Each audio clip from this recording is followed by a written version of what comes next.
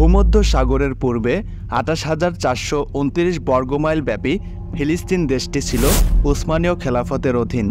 প্রথম বিশ্বযুদ্ধে যারা ছিলেন ব্রিটেন বিরোধী জোটে, তখন যুদ্ধজয় ফিলিস্তিনদের সহযোগিতা পাওয়ার আশায় ১৯১৭ সালে ব্রিটিশ পররাষ্ট্রমন্ত্রী লর্ড বেলফোর যুদ্ধে জয়ী হলে এই ভূমিতে একটি স্বাধীন রাষ্ট্র হবে বলে আশ্বাস দেন, যা ইতিহাসে বেলফোর ঘোষণা হিসেবে পরিচিত। যেহেতু ফিলিস্তিন অঞ্চলে আরবীয়রা ছিল ইহুদিদের তুলনায় কয়েক গুণ বেশি, সেহেতু ঘোষণাটি তাদের অনুকূল বলেই ধরে নেয় স্থানীয় আরবীয়রা। প্রথম বিশ্বযুদ্ধের সময় ব্রিটেনের প্রয়োজনে দুর্লভ বোমা তৈরির উপকরণ কৃত্রিম ফসফরাস তৈরি করতে সক্ষম হন ইহুদি বিজ্ঞানী ডাক্তার হেইজ ওয়াইজম্যান। ফলে আনন্দিত ব্রিটিশ প্রধানমন্ত্রী জানতে চাইলেন কী ধরনের পুরস্কার তিনি চান।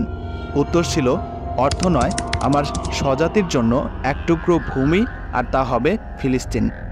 ফলে ফিলিস্তিন ভূখণ্ডটি ইহুদিদের হাতে তুলে দেওয়ার জন্য মানসিকভাবে প্রস্তুতি নেয় ব্রিটেন। প্রথম বিশ্বযুদ্ধ জয়ের পর ব্রিটেন স্বাধীনতা দেওয়ার অঙ্গীকারে ১৯১৮ সাল থেকে ৩০ বছর দেশটিকে নিজেদের অধীনে রাখে। মূলত এই সময়টি ফিলিস্তিনকে আরব শূন্য করার জন্য কাজে লাগায় মার্কিন শক্তি। ১৯২০ সালে জাতিপুঞ্জ ঘোষণার মাধ্যমে ব্রিটিশরা ম্যান্ডেটরি প্যালেস্টাইন প্রতিষ্ঠা করে। ব্রিটিশ কর্তৃক প্রতিষ্ঠার পর বিশ্বের বিভিন্ন দেশ থেকে দলে দলে ইহুদিরা ফিলিস্তিনে জড়ো হতে থাকে, যাকে আলিয়া বলা হয়। অতঃপর ব্রিটিশ সরকার এদিকে ইহুদিদের জন্য ফিলিস্তিন উন্মুক্ত করে দেয়। অন্যদিকে ব্রিটিশ বাহিনীর সহযোগিতায় ইহুদি মিলিশিয়ারা ফিলিস্তিনদের বিতাড়িত করে নিজেদের অবস্থান সুদৃঢ় করার জন্য গড়ে তুলতে থাকে। তার মধ্যে ৩টি প্রধান সংগঠন ছিল হাগানা, ইরগন ও ইস্টার্ন গ্যাং, যারা হত্যা, সন্ত্রাস, ধর্ষণ আর ধ্বংসযজ্ঞ সৃষ্টির মাধ্যমে ফিলিস্তিনদের বাধ্য করত ফিলিস্তিন ছেড়ে চলে যেতে।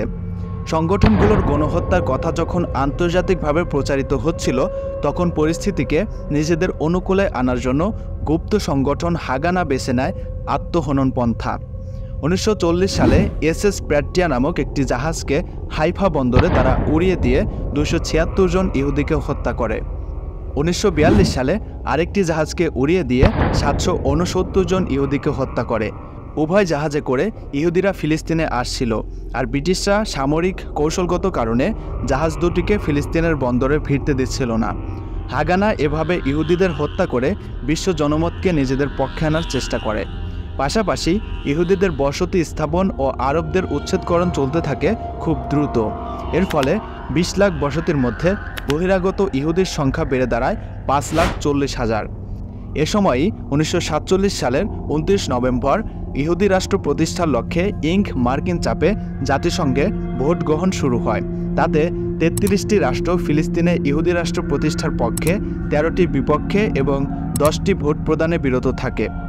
প্রস্তাব অনুযায়ী মোট জনসংখ্যার ১/৪ হয়েও ইহুদিরা পেল ভূমির ৫৭%, আর ফিলিস্তিনিরা পেল ৪৩%। তবে প্রস্তাবিত ইহুদি রাষ্ট্রটির উত্তর পশ্চিম সীমানা ছিল অনির্ধারিত, ফলে ভবিষ্যতে ইহুদিরা সীমানা বাড়াতে পারে। এভাবে ইহুদিদের কাঙ্ক্ষিত ইসরায়েল রাষ্ট্র প্রতিষ্ঠা নিশ্চিত হয়ে পড়ে। ফিলিস্তিন অঞ্চলের কার্যত মালিকানা লাভের পর ইহুদি বসতি বাড়ানোর লক্ষ্যে এবং ফিলিস্তিনদের উচ্ছেদ করার উদ্দেশ্যে রাতে তাদের ফোন লাইন, বিদ্যুৎ লাইন কাটা, বাড়িঘরে হ্যান্ড গ্রেনেড নিক্ষেপ করা, জোর করে জমি দখল এবং বিভিন্নভাবে নারী নির্যাতনের মতো কাজে জড়িয়ে পড়ল স্থানীয় ও বহিরাগত ইহুদি ও সরকারের মদতপুষ্ট সেনাবাহিনী। ফলে লাখ লাখ ফিলিস্তিনিরা আরব দেশ ত্যাগ করতে বাধ্য হয়।